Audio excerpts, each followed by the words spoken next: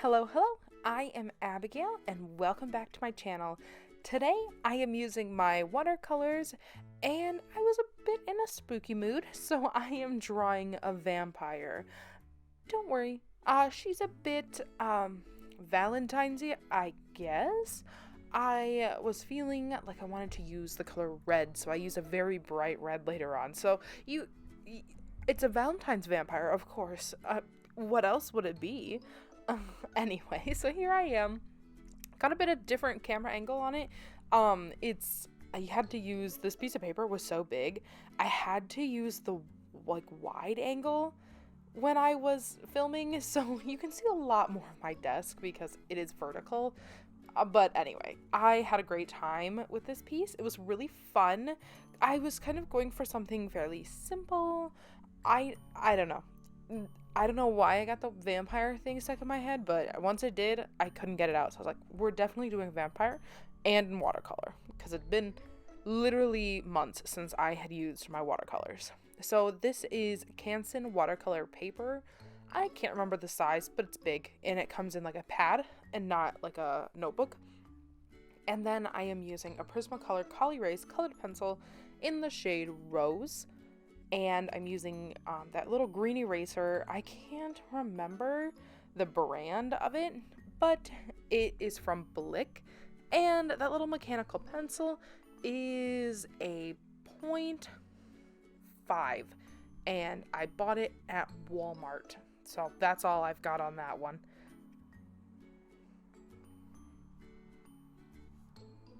And I also use a kneaded eraser, one of my favorites to use, and it is also from Blick. It's just Blick brand, so you can buy it online or in stores.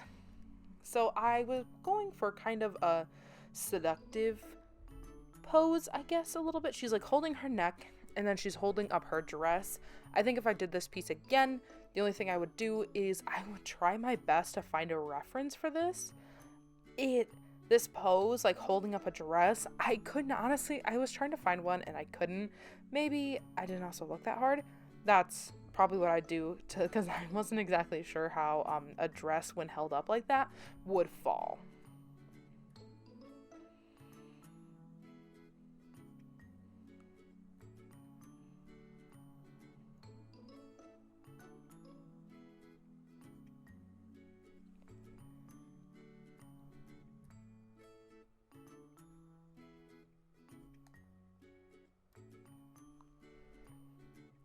So I am very quickly into the video.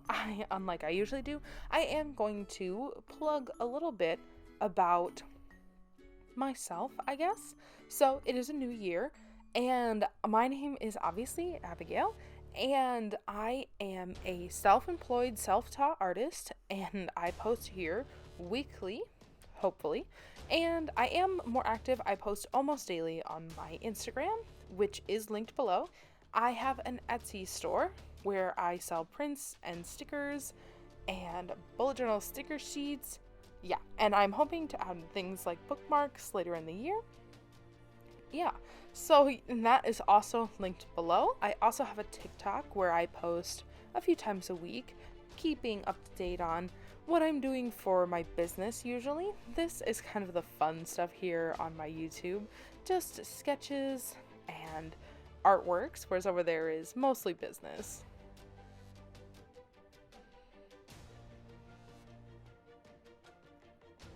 And so I cannot decide what I want to talk about. So this year I am really hoping to focus on improvement. That is the word for the year, improvement. I have built it into my schedule to do more studies, more kind of online classes, more free sketching. I just want to get better, improve through doing. I feel like when it comes to art, I get so in my head and I think everything needs to be perfect, and I get frustrated when it's not, when in reality I just need to create and improvement will come. And I keep forgetting that if I want to improve, I actually need to create something first. So, yeah, it's hard to improve if you don't create. So, that is my advice to all artists out there, whether you're, I mean, more skilled than I have, been doing it for longer than I have, or just starting. Just do it. You know, pick up the pencil, pick up the iPad, pick up whatever it is that you use to draw and just do it. If you don't want to focus on things like figure studies or whatever first, who cares? That will help you improve, yes, but just doing it, just putting your pencil to the paper first and foremost is the only way that you can improve. So that's what I did here. I had a little bit of an idea and I just went for it. I did do a bit of sketching and thumbnailing and testing the watercolors beforehand because that's something I need to work on. I get very gung-ho about it, and then I just do, and I don't stop for a second to think about the colors or anything, which is fine when I'm just working in my sketchbook. I inked off screen, by the way, and I used a Micron 0.3. Oh, no, I used a Copic Multiliner 0.3. Sorry. And my watercolors are, I think they're the Koi watercolors. Got them at Hobby Lobby ages ago. And brushes are miscellaneous brushes from various stores, various price ranges. Usually the cheap ones that you can buy in packs of like 15. Yeah, that's what I use. I am terrible at brushes, so the more the merrier for me. But anyway, for me, back to why I want a thumbnail. I just jump right in it and I lay all the colors down. I'm like, yes, I want their hair to be this color. And I slap that color down, and then I realized that I made their hair hot pink and their jacket light blue and their pants bright orange, whatever, and it just looks terrible. And like, that's fine for my sketchbook if I just wanted to have some fun with it. But when your goal is completed images, like completed illustrations that you want to look professional and something that other people will also enjoy and worth buying, that's not a very cohesive look, and so it's not necessarily something that is good for me. So thumbnailing is something I am much working on. A little bit about the piece, very simple. I really only used a handful of colors. So the first color is a bit of red, kind of a peachy color mixed with black to make this really like gray. In my thumbnail, I had made her skin more of like a real like human skin tone peach kind of color. I didn't like it. I really wanted this to be kind of exaggerated that she's a vampire. So I gave her the really dead gray kind of look, which I thought was fun. And I wanted a bit more detail, so there is like the little pretty sleeves. There's some detailing on those sleeves. There's that little dangling piece in the middle. And then she's got this like garter on. And that is the red I picked. I don't know if these colors have names or where I could find them, but it was this really bright, warm red. Oh, it was so fun to work with. I hardly ever use red. I actually, if you had to straight ask me what I thought of red, guarantee you, I'd tell you I hated it. Red is not usually a color I care for. But in this sense, when I did this just really brilliant red dress, and really the other colors were gray and black, it was just so good. I have it sitting up right now, the completed one. I have this little easel that I usually keep like whatever painting I've last done sitting on it, and I put this up there, and I have been staring at it. It looks kind of fun because it does look like a Valentine's Day thing because I have all my Valentine's Day decorations out. Because it's so red, but it's a vampire. It's not your stereotypical Valentine's Day look, which is funny. Last year I did a pirate drawing for Valentine's Day. I was trying to use as many pinks as I could, and it was a heart Valentine's Day pirate. So yeah, I am gonna let the video play for a bit, and I'll catch you in a few minutes, I guess.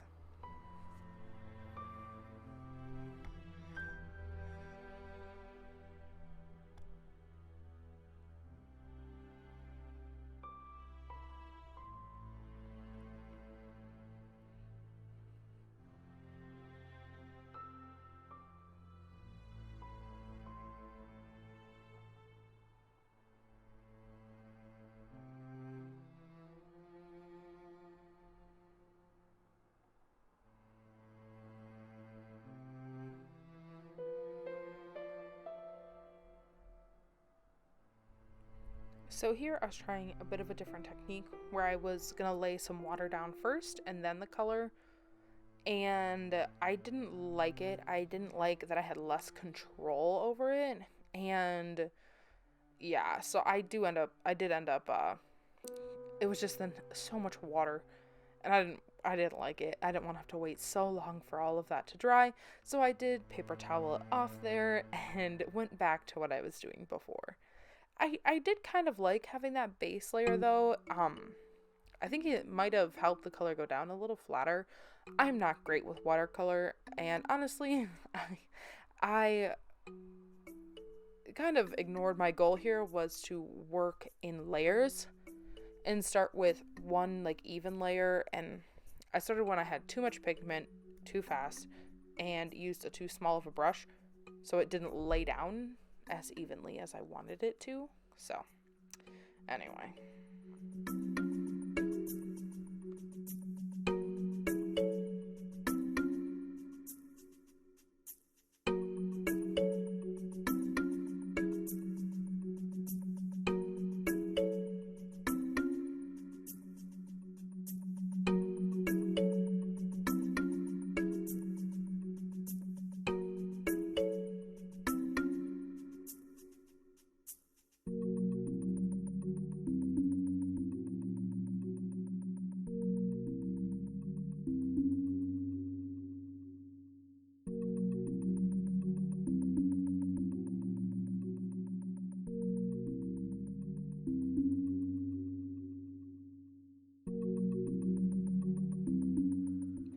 so now here I am with doing the black hair. I have let some time pass and the red is dry.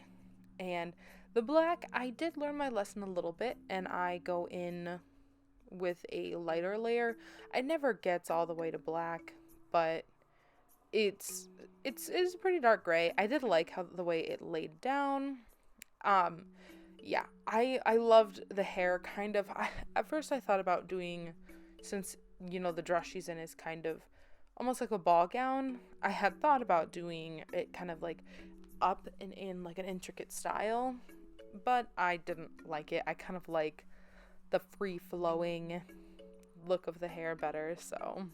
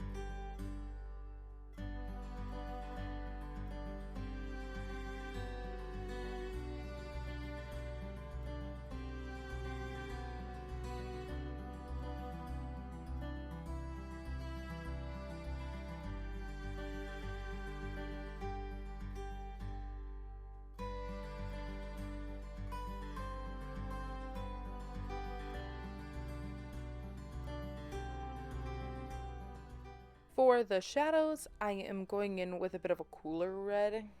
That's the only way I can describe it. I'm not sure they have official names or like different words you use to describe different kinds of red besides just warm or cool. But I'm using a cool red to kind of give some shadows. I really wanted kind of harsh shadows, so I know it's not necessarily my usual style. I feel like my usual style is more blended out, but I was kind of going for a bit more of a cartoony coloring style, you know, flat with flat shadows, not a lot of blending. I did end up blending a little bit because, I don't know, the super harsh lines made me a little uncomfortable. But overall, I was really happy with how it turned out.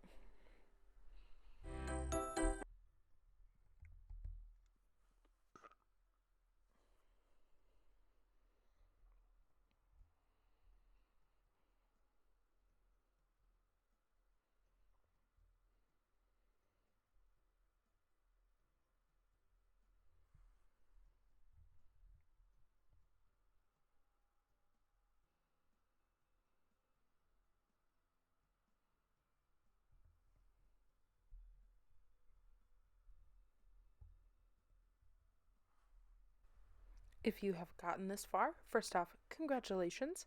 Second off, let me know what you think of this in the comments. Do you use watercolor? Is it your preferred medium? It is not mine. My preferred medium is Copic markers and digital. I use Procreate on an iPad Pro. One of my favorites. I've been doing that a lot lately, actually. So when I went to sketch this, I had a lot of trouble. I'd like freeze up because I'm like, where's the back button? And it's one of those things where you just, you know, it becomes muscle memory. You know, it's not a conscious thought of, I messed up, let me push the back button. It's just, you know, you messed up and you want to undo it, and you forget that you're not doing digital.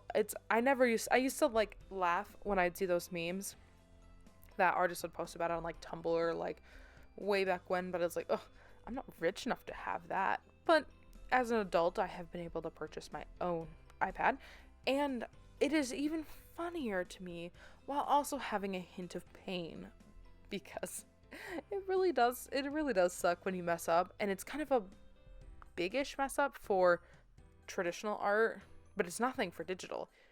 And you gotta hit back, and there's no back. You just have to suffer. So I did make her eyes this really kind of amber color. I hadn't used it anywhere else in the piece. Maybe it's Twilight that kind of instilled that weird color association, but it's kind of like, I didn't want to do red eyes because that just seemed very red on red. And then I didn't want to do yellow eyes because that just seems very like cat-like to me. So I did like a reddish orange kind of color, which I did like very much so.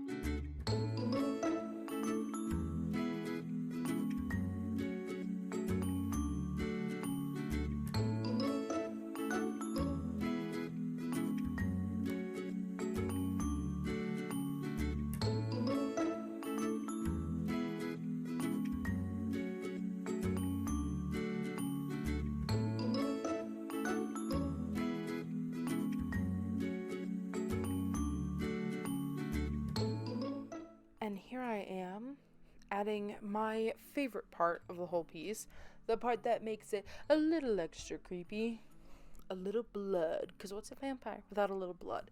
Originally, I had the idea of when she had her hand over her neck, I originally had blood like running out from underneath her hand too, as if, I don't know, as if she got bit just then and had just turned herself, or I don't know, maybe she got in a fight. Either way, that was the original idea. I didn't like it. It felt a little cluttered to me, so I just left it out. I did, though, carry the blood as if it had dripped onto her hand a little bit, and I really liked that. And now the whole piece is dry, and I have busted out my Prismacolor colored pencils. They're a mix between just their normal ones, I think their Premier ones, and Col-Erase. As you can see, some of them, they're heavy erasers. I get out a red, do a little shadows, kind of some light overlay of it, just to get a little extra in there. I did try to go in with this color. No, it didn't show up as great. I used it to fill in some cracks where I couldn't reach with a brush. That was about it with that one, but it matched almost perfectly, which I was kind of hoping it was a bit lighter, a bit oranger. It wasn't quite, but, and I do some details in her eye. And then I use a blue, gives a little blue tone to the skin in some areas. And time for white. Well, yeah, I go in with a white pencil first. I don't know why I did this. I didn't, if anything, it ended up making it harder when I used the gel pen, but yeah, it is what it is. And then I use a black colored pencil to try to even out the sides, because I accidentally, in the painting process, made one side of her hair by her neck there way darker than the other side, and I never did go back and fix that, so I tried to remedy it with a colored pencil. It wasn't the greatest, but it is what it is.